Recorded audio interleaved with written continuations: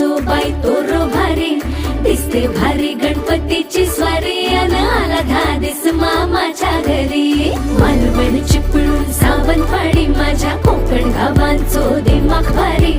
दिसते भारी गणपतीची स्वारी माझ्या कोकणा वाटे तुम्ही वलवा गाडी धमाधमान हाका गाडी माझ्या कोकणचो रस्तो नागमोडी